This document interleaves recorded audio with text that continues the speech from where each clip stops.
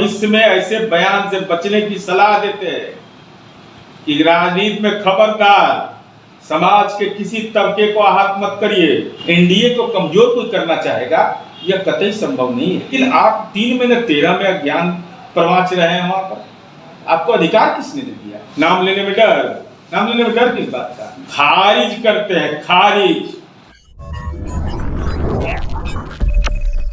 नमस्कार, आप देख रहे हैं ब्रेकिंग बिहार। मैं शुभम कुमार आपके साथ। देखिए, कल से जब अशोक चौधरी जदयू नेता ने जहानाबाद में जो बयान दिया है भूमिहार समाज को लेकर, तब से बिहार की राजनीति में काफी उथल पुथल हो गया है।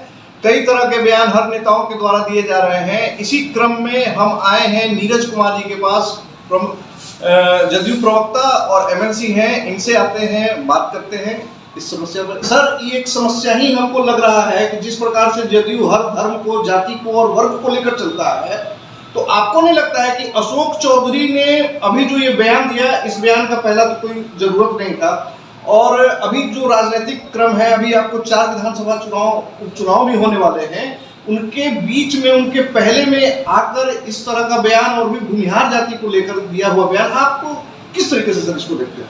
हमारी पार्टी की कार्य प्रणाली रही है कि हम जाति नहीं जमात की राजनीति करते हैं। और हमारे नेता आदरणीय नीतीश कुमार जी ने अपनी जुबान पर कभी जाति शब्द का इस्तेमाल ही नहीं किया, नाम ही नहीं लिया जाति का। लेकिन अब पार्टी के न ये चुनाव प्रभारी वहां रहे, न पार्टी के दायित्व इनको दिया गया।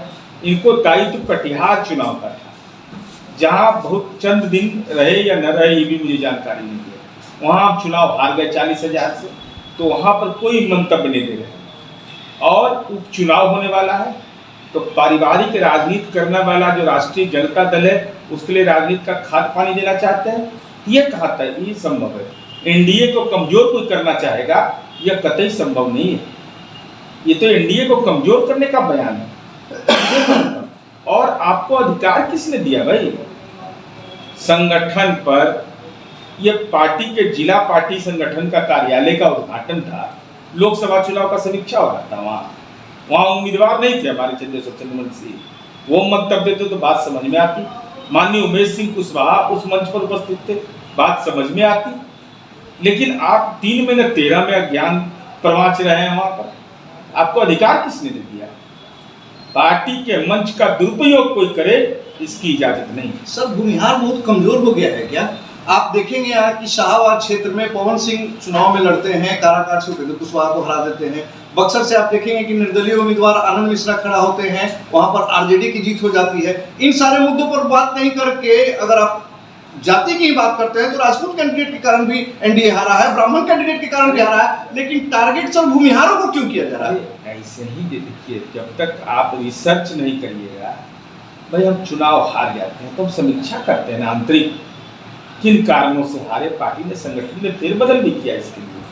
पार्टी को महसूस हुआ तो उसको रोड पर हम खड़ा होकर बोलते रहेंगे कि हम आने वाले विधानसभा चुनाव की चुनौती को देखेंगे। और ये इसी ढंग के लोग राजनीति में जो मंतव्य देते हैं, जिससे तथाकथित जाति की दुकान चलाने वाले लोगों की दुकान चल जाती है, अब वो राजनीतिक क्षति के रूप में तब्दील हो जाता है। इसलिए हम तो समझते हैं कि आत्मज्ञान होना चाहिए। बताइए, शादी विवाह का बात मंच से बोला जाता है, ये व्यक्तिगत पारिवारिक मसला है। अब किसी के जनता के प्रमाण पत्र की जरूरत है क्या? क्या क्या लोग बयान देते रहते हैं भाई। भूमिहारों को हम बहुत अच्छी तरीके से जानते हैं। ये किस संदर्भ में कह रहे हैं सर वो? अब तो वही जाने ना भाई। नाम लेने में बेचारा के डरे लग रहा है, तो कैसे छुड़छुड़िया ना राजनीति के हैं।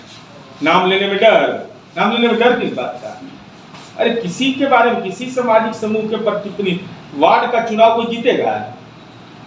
तब तो तय कर लीजिए कि विधानसभा से निर्वाचित हो तो हम फला जाति का वोट नहीं लेंगे, फला जाति का ही वोट लेंगे। जब विधानसभा से विधान परिषद में लोग जाते हैं ना, तो तय कर लीजिए कि इस जाति का एमएलए रहेगा, इसका वोट लेंगे, इसका नहीं लेंगे। क्या मतलब है इसका? सर, दबी जुबान से ये भी कहा जा रहा है कि जिस प्रकार अपनी बेटी को उन्होंने लोजपा सांसद के तौर पर स्थापित कर दिया, अब अगली फील्डिंग अपने दामाद के लिए कर रहे हैं। हमारे पार्टी में उपाय नहीं। अब जहाँ उपाय है तो लोग देखते हैं। हम जितना देर नीतीश कुमार जी को जानते हैं, यहाँ कोई संभावना नहीं, दूर दूर तक संभावना नहीं। यहाँ पर राजनीति में दुकानें नहीं चलना है इसका। आपकी पार्टी सर उनके बयान से किनारा कर रही है, क्या स्टैंड है सर? खारिज करते हैं, खारिज, और भविष्य में ऐसे बयान से बचने की सलाह देते हैं कि राजनीति में खबरदार, समाज के किसी तबके को आहत मत करिए। और इस पार्टी को हम लोगों ने बनाया है, आप पार्टी के नवागंतुक कलाकार हैं, तो नव आगंतुक कलाकार को अपनी भूमिका समझना चाहिए। नहीं समझिएगा तो जनता दल का पंचायत का अध्यक्ष भी समझा देगा। सर ये वही अशोक चौधरी हैं जो आरजेडी के राज को जंगल राज कहते हैं, लेकिन उसी जंगल राज में मंत्री पद की बैठकर रेवड़ियां भी इन्होंने चबाई है। वो कोई सवाल नहीं है। और देखिए वो कोई सवाल नहीं है, हृदय परिवर्तन होते रहता है। तो जेल मंत्री रहे, जेल मंत्री उस समय थे नीतीश कुमार जी, निर्माण RWD सम्मान दिया नीतीश कुमार जी ने। वो तो मान लीजिए कुर्ता पैजामा जैसा पार्टी बदलता है लोग, उस पर हमने कुछ नहीं किया। तो जैसा कि आपने देखा, जदयू के फायर ब्रांड प्रवक्ता नीरज कुमार जी का साफ साफ कहना है कि अशोक चौधरी के इस बयान को पार्टी खारिज करती है, और इस प्रकार का बयान जो है वो सिर्फ और सिर्फ सामाजिक सद्भाव को बिगाड़ने वाला बयान है, और ऐसे बयान से हम सभी को बचना चाहिए। खबरों का सिलसिला इसी प्रकार से बना रहेगा, तब तक के लिए दें हमें इजाजत, नमस्कार।